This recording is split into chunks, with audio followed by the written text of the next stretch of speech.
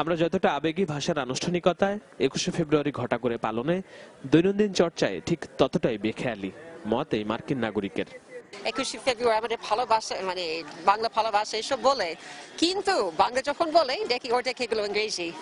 আমার ওয়াইফের সাথে আমি ঘুরছি, একটু লেকে হাসছি, আমার ফ্রেন্ডের সাথে একটু একটু রাইস খাবো, আমি দেখি কি ওই শব্দগুলো নাই বাংলায়, এরকমই করতেছেন কেন? আমার খুবই বাজে লাগে। আমি দেখি অন্য দেশে আমি যাই, এরা সুন্দর করে ওদের ভাষা বলে, আমি ফ্রেঞ্চ যখন বলবো ফ্রেঞ্চ বলবো, ইংরেজি যখন বলবো ইংরেজি, কিন্তু সব মিক্সড খিচুড়ি করে একটু আমার জন্য খুব বিশ্রী লাগে।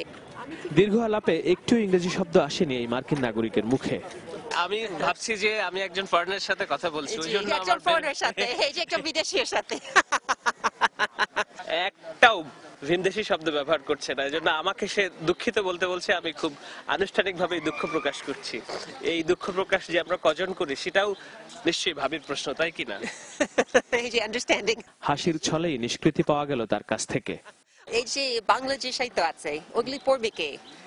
যারা শিক্ষিত যদি ওরা শুধু ইংরেজি পড়তে চায়, তো যারা শিখেনি এরাও তো পড়তে পারবে না, তাহলে ওগুলি আস্তে আস্তে হারাবে। একটু একটু করে মায়ের ভাষার মধ্যে ভিন্ন ভাষার শব্দকে যে ইচ্ছা অনিচ্ছায় ঢুকিয়ে দিচ্ছি আমরা, আর আমাদের মুখে মায়ের মুখ থেকে শেখা শব্দ সম্ভারও যে একটু একটু করে কমে যাচ্ছে, সে লজ্জা কোথায় রাখি? শাহেদ আলম, চ্যানেল 24, ঢাকা। ফারাবি, আমরা কিন্তু প্রতিনিয়তই দেখা যায় ইচ্ছা অনিচ্ছায় এই বাংলা ইংলিশ মিলিয়ে কিন্তু কথা বলে থাকি। তার ভাষা হচ্ছে খিচুড়ি ভাষা। হ্যাঁ, বিশেষ করে আমরা যারা শহরে থাকি তারা কিন্তু এটা অ্যাভয়েড করতে পারেন। এই যে বলে ফেললাম অ্যাভয়েড। আমার কাছে আরেকটা ইন্টারেস্টিং খবর আছে, আবার ইন্টারেস্টিং, সরি আমি দুঃখিত।